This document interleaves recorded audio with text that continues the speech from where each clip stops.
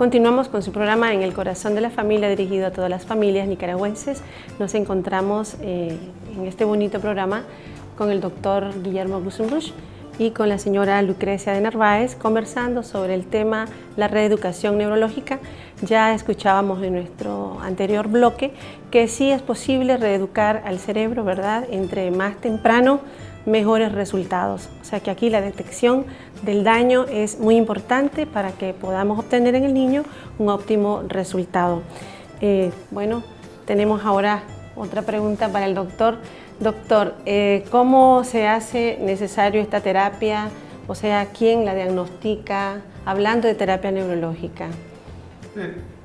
Yo más bien diría un tanto atrás, es decir, el diagnóstico de un niño con limitaciones o deficiencias debería ser un diagnóstico de diferente gente, ¿verdad? Es decir, la primera persona que hace el diagnóstico es el papá. O sea, el papá el diagnóstico dice no es, no hace, y eso es importante. Así. Luego, la segunda persona que hace usualmente es el pediatra, es decir, la persona que ve ese proceso de crecimiento y desarrollo de tu niño, encuentra y dice, sí, pues no está conforme mi escala Clark o mi escala que él use, va a decir no. Y luego, creo que ahí es donde viene el siguiente paso de los especialistas, es decir, puede ser que un neurólogo, puede ser que un rehabilitador o fisiatra, puede ser que un neurolingüístico, puede ser otro padre entrenado, ¿verdad? O personas que han recibido entrenamiento van a hacer ese proceso diagnóstico. Sí es importante poder pensar que a veces no solo una persona o un solo especialista es el que tiene la clave de todo. Creo que eso es importante. La atención del niño con una limitación que va a generar alguna discapacidad debe ser visto desde muchos ángulos. El maestro mismo, por ejemplo, ¿verdad? Es decir, en ese sentido, sí creo que es claro que de repente no devolvemos la información, y creo que un poco Lucrecia apuntaba, es decir, ¿cómo le doy instrumentos a un padre para que pueda hacer, como decía alguien mucho tiempo cuando trabajé en los pipitos y en las organizaciones de personas con discapacidad, decía, ¿cómo convertir tu sala en un centro de estimulación temprana? Es decir, creo que ese es el punto. Y creo que ahí donde nos falta en general. Pues si me deja a mí, de lo que nosotros hacemos en la Fundación Andrés Narváez, sí hacemos que una sola persona tiene esa capacitación, porque nosotros vemos lo social, vemos lo fisiológico, lo físico y lo intelectual. Entonces, ¿qué es lo que nosotros siempre recomendamos? O sea, yo traigo terapeutas de fuera de lo que es el instituto en Filadelfia de Glenn Doman. Entonces, nosotros lo que hacemos es que yo traigo gente que estuvo ahí de directora por 14 años y otro guatemalteco que estuvo en otro instituto igual en Guatemala. Entonces, yo los traigo cada 6 meses. Entonces, ¿qué hacemos? Primero, evaluamos a los niños para darles el diagnóstico específico a los padres de en dónde en el cerebro tiene problemas el niño. Después, esta misma persona diseña el programa neurológico, pues les damos seminario a los padres para convertirlos a ellos en terapeutas y van ellos ahora a hacer programa en casa. Entonces, además, ¿verdad? Estamos haciendo reportes y reuniones, ¿verdad? Quincenales y mensuales por mientras acá, para, digamos, llevar de la mano a los padres y que ellos puedan estar haciendo todos estos beneficios, toda esta estimulación en casa con sus hijos. Creo que es importante entonces incidir en nosotros en las universidades, es decir, que los médicos, que los pediatras, que los fisiatras puedan reconocer dónde y a quién derivar, ¿verdad? Porque a veces nosotros nos alejamos de los padres, o sea, yo soy el que tiene la ciencia y la ciencia debería regresar, ¿verdad? La verdad que sí se lo digo porque yo siento que muchos doctores nos ha pasado con los padres, es que les dicen que no hay más opciones, cuando no es la verdad. O sea, hay otras opciones que tal vez o el doctor no está de acuerdo o no cree que los padres lo van a hacer, pero creo que sí es obligación de todos los profesionales en decirles que hay otras opciones, ¿verdad? Eso va a tener que ver con los paradigmas, es decir, seguramente su organización tiene paradigmas que nos va a pasar. Bueno, yo creo que por eso decíamos el diagnóstico de un niño con limitaciones multidisciplinario, es decir, porque de repente, ¿verdad? Hay otros que van a tener otros conocimientos que nos pueden ayudar a ver, es decir, ¿cómo le trasladamos al maestro? ¿Cómo le trasladamos eso al padre? ¿Cómo le trasladamos eso al mismo médico? Es decir, el entrenamiento va a ser ahí, pues, a todos los demás. Así es.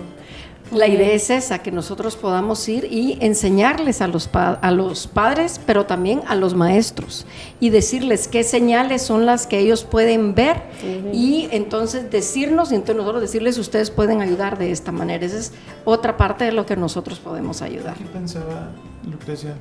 No sé si estás de acuerdo conmigo en el hecho de que de repente los juguetes, Sí. ¿cómo poder recomendar juguetes, verdad, que son... siempre decimos juguetes educativos, pero deberían ser juguetes rehabilitadores. Nosotros lo que recomendamos es no tanto juguetes educativos, sino más bien, nosotros lo que llamamos es que la educación en el hombre, por decir la lectura, es la manera que nosotros sobrevivimos.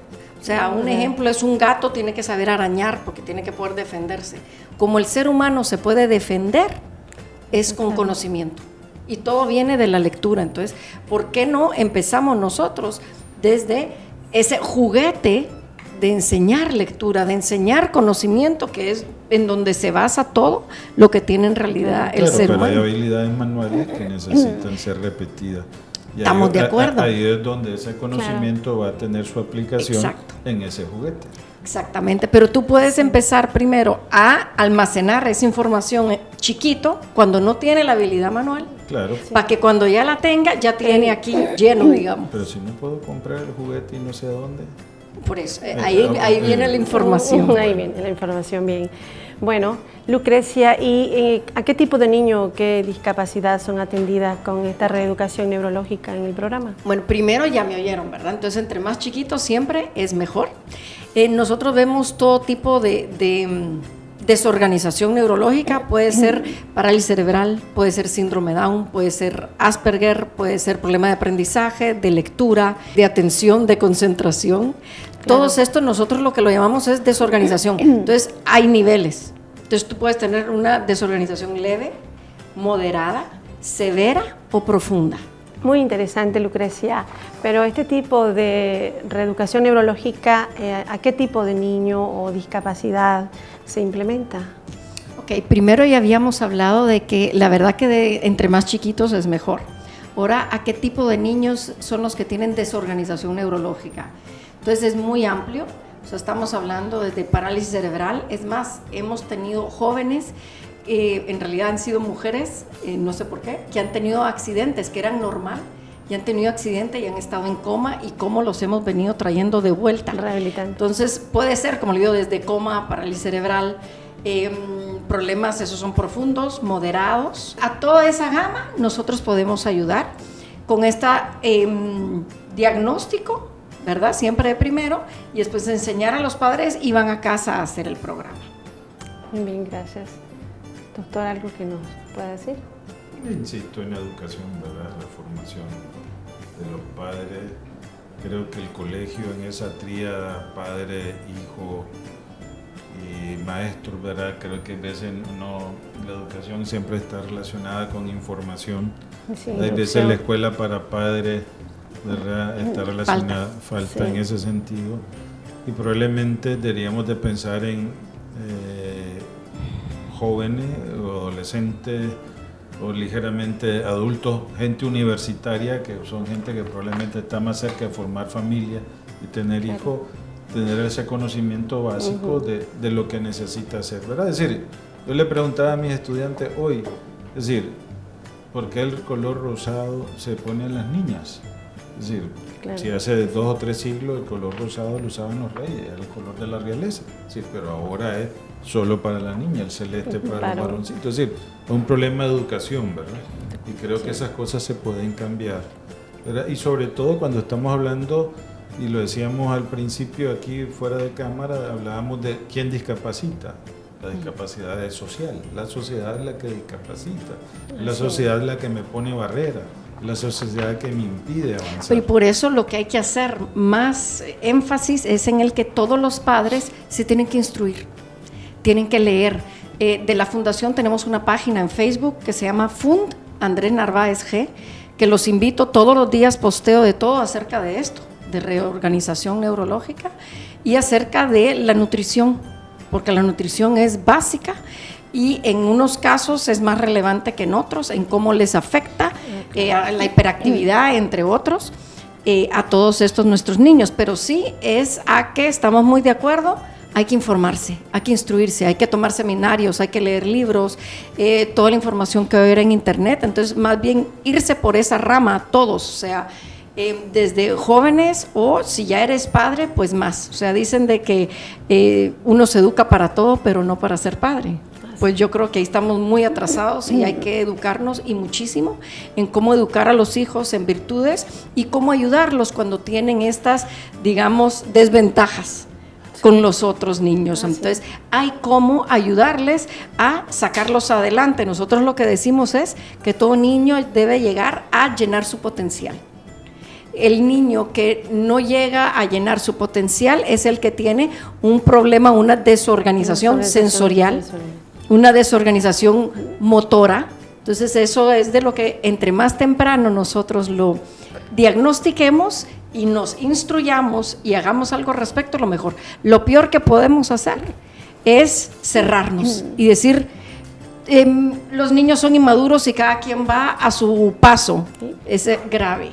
Esto se le va a pasar al niño de que a un tiempo ya no va a tener nada. Mentira, ¿verdad? Más bien se va aumentando y se va acrecentando el problema. O también muchas veces los padres decimos, no, es que yo así era cuando tenía esa edad. Y después cambié. Sí, y eso no se hereda.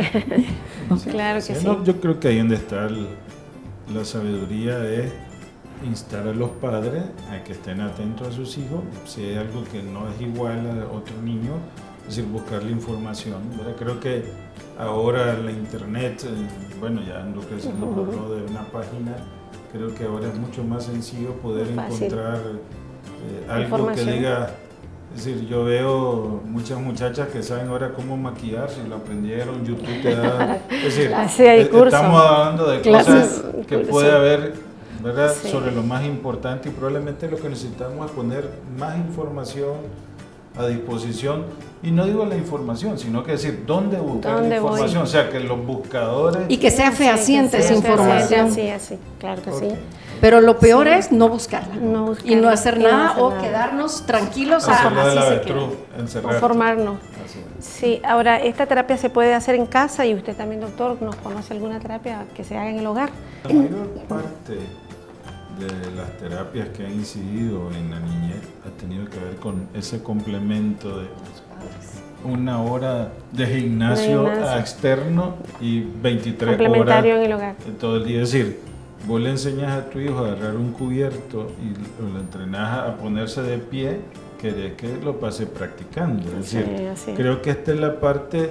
Si un padre cree que solo con ese ratito va a tener, no va a ser. No. Aquí es el compromiso de los padres en regresar. Y probablemente Lucrecia puede decir de que aquellos padres que tienen mucho tesón, son obstinados y van a estar, son los padres que logran más rápido que aquel que se acomode, que con el ratito que fue. Sí, y ahí sí que el Señor así nos hizo. Con una vez que nos digan algo no se nos quede y no lo aprendemos. O sea, el Señor nos hizo el cerebro para que necesitemos de muchas repeticiones. Entonces, se necesitan, y no es de que yo lo desee así, sino que el Señor así nos fabricó. Esa es la esencia de los maestros. Repítalo hasta que se lo aprenda. Sí. Bien, bueno, hemos llegado ahora a las recomendaciones finales. Un programa muy interesante, muy debatido, ¿verdad? Pero con un buen aprendizaje. Así es que ahora nada más nos queda de los dos las recomendaciones puntuales ya para esos padres y madres que nos están viendo. Insisto en padre con su niño, estar atento a cualquier cosa que a usted no le parezca, poder consultar a otra mamá. O sea, a la suegra, a su mamá preguntando sobre qué pasó con eso. Luego llevarlo al pediatra temprano, ¿verdad? Es decir, alguien va a poderle decir más información sobre estos procesos. Hay cosas que de repente es información que solo los médicos manejamos y creo que los médicos es la responsabilidad también que tenemos poder dar información sobre un montón de cosas del nacimiento del niño que de repente no lo decimos. Es decir, la información que queda en el expediente la manejo yo, se lo digo al otro y de repente esa información no tiene la traducción adecuada. Es decir, creo que los médicos tenemos que ir, bueno, nosotros los docentes de las escuelas de medicina tenemos que enseñarle a los estudiantes que den ¿verdad? Cuando sea el médico, la información necesaria traducida. ¿Verdad? Yo lo que les digo es que cuando lleguen al cielo las mamás, el Señor te va a pedir, ¿verdad? Porque dicen que la única vez de que el Señor usa la palabra obligación en la Biblia es para la educación de los hijos. Entonces, cuando te esté juzgando, tú no le puedes decir, es que el doctor me dijo, es que no vale nada. Ahí solo es lo que tú hiciste o no hiciste. Entonces, yo lo que las insto es que aunque tu suegra, tu madre o el pediatra te diga quédate tranquila y tu intuición te dice otra cosa, no te quedes con eso. Sigue buscando información porque no hay como la intuición de la madre y es bien difícil tener un niño con problemas y más, entre más severos es tener ese peso, esa carga encima. Si tú no haces algo al respecto, vas a morir con ella y vas a heredar esa carga a tu hijo o a alguien más. Esa culpabilidad, esa carga que uno tiene. Entonces más bien, haz algo al respecto. No te quedes de brazos cruzados, que eso solo te va a enfermar. O sea, busca, infórmate y haz algo. Es lo único que te va a dar paz. La peor lucha es la que no se hace, hay que hacerla. Hay que hacerla. No, y ahí sí que gente me dice, es mucho dinero, pero yo les digo, en vez de ir a todas las otras terapias, en lo que gastan en ir a algún lugar, pagarle a alguien o hacer algo, inviértanlo en una sola, ¿verdad? Que esta nuestra es bien completa y así van a ver los resultados. Bien, bueno, amigos televidentes, hemos llegado al final de nuestro programa. Estuvimos hablando sobre la terapia neurológica, la reeducación neurológica. En conclusión, en realidad todas las terapias, ¿verdad?, traen beneficio a nuestros niños con o sin discapacidad. Así es que pues a poner en práctica las recomendaciones que ambos invitados nos han regalado. Agradecemos al Centro Pavevani que nos ha acogido para la realización de estos programas educativos, al Dr. Gusenbusch por haber aceptado la invitación y también a la señora Lucrecia de Narváez. Hemos llegado al final. Estuvo con ustedes Eliud Martínez, asesora pedagógica del Ministerio de Educación. Y bien, nada más les invito a sintonizarnos nuevamente aquí por Canal 6, Nicaragüense por gracia de Dios.